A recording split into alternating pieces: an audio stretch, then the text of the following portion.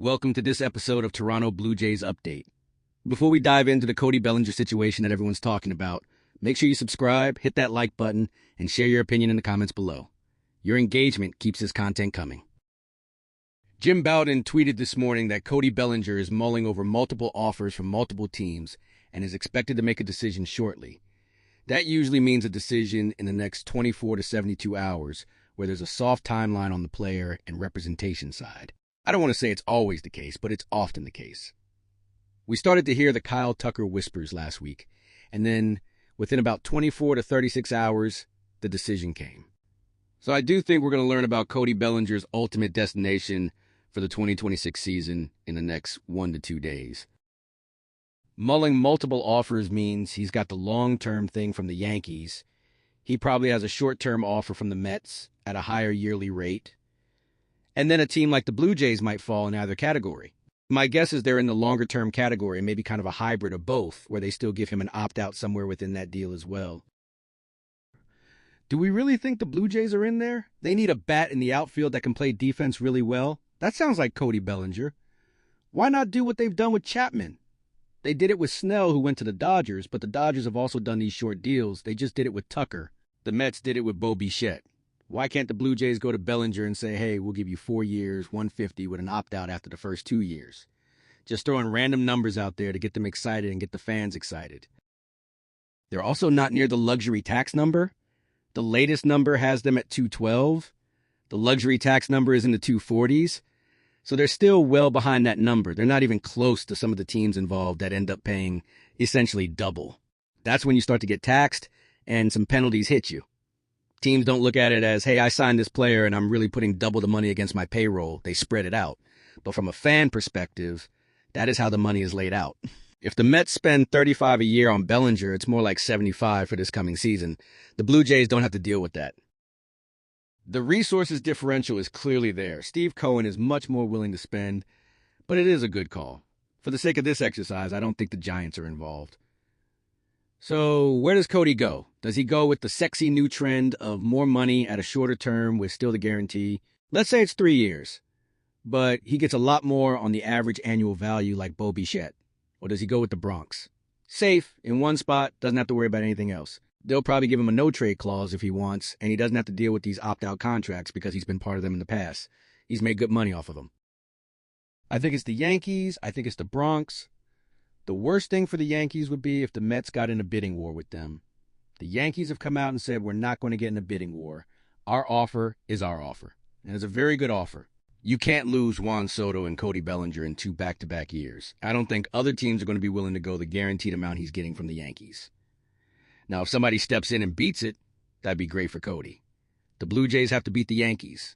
The Blue Jays have to beat the Yankees' offer, in my opinion, for him to go to a place where he hasn't been yet. And it seems like all indications are he really liked playing in New York. The biggest thing for me is I don't know any players who are like, it's fine, I'll just continue to go year to year.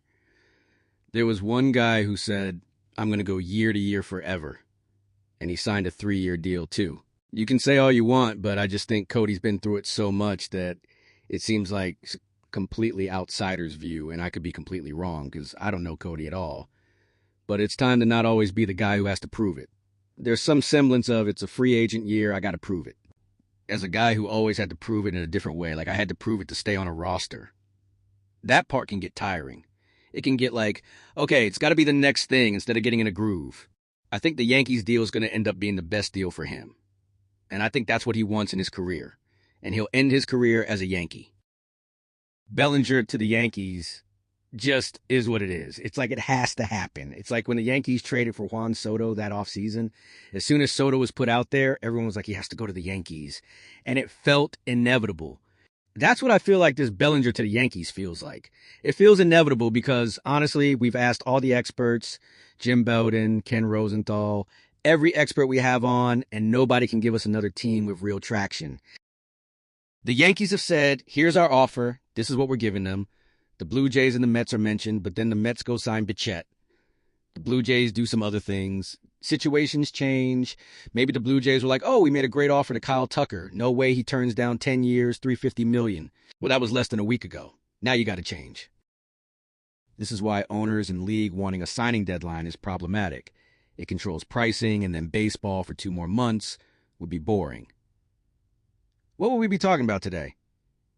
When players go year to year, they put pressure on themselves knowing they have to perform. Can you imagine if there was a signing deadline on January 2nd? How much pressure would be on the players? Then teams would just sit back and go, we're just going to offer everybody 1 year, $5 million, and people are going to have to take it because they have to sign by January 2nd or they don't get to play this year. It would be unbelievably stupid. Owners change their minds. The Mets can say whatever they want about Bichette, but they were not super seriously into him until 5 seconds after they realized they weren't getting Kyle Tucker. I could make the same case for the Blue Jays and Cody Bellinger. Did we hear them linked to him much? Not really. All of a sudden, I do think they're seriously involved because they're losing outfielders after this coming season. And Bellinger's bat fits there. They've created a really nice, versatile lineup that they think depth-wise is going to get them through the season. But one more piece really puts them over the top. They're already the front runner in the American League East in my mind, but this would really be the icing on the cake. They were going for Kyle Tucker. This is going to cost them less on a per-season basis, for sure, than Kyle Tucker. This is why teams, owners, and front offices change their mind or get involved in things very late in an offseason. The Blue Jays can easily beat the Yankees. The one thing we've learned from these reports, unless they're totally off, and I don't think they are, is that the Yankees are sticking to their offer. They feel like they've offered him something nice. I agree with them. It is a nice offer. But that doesn't mean the Blue Jays can't swoop in and say, cool, your best offer is 5 years, $160 with some opt-outs. We'll give you 6 years, $185 with more opt-outs. I commend the Blue Jays for being in on pretty much every top-notch free agent this offseason. I commend the Yankees for not getting anything done this offseason, but sticking to their guns on what they think Cody Bellinger is worth. A signing deadline doesn't make sense. Look at Ha-Seong Kim, who just got hurt. You can't sign anybody after the deadline. What did the Braves do? You have to make a trade, but that's not easy. Justin Verlander is waiting because somebody may possibly get hurt. He doesn't want anyone to get hurt. But let's say Garrett Cole gets hurt in spring training like last year. Guess who they're going to call? Justin Verlander. Hey, Justin, could you be ready in 3 weeks to pitch in May for us? Absolutely. Here's your 1-year deal, 10, 12, 15 million, whatever they come to terms with. Pitchers waiting sometimes hurts them because they're not necessarily ready in spring training, but we have so many arm injuries that it often benefits both sides to wait. That's all for today's update. Don't forget to subscribe, drop a like, and share your thoughts in the comments. Where do you think Bellinger signs? Let me know below.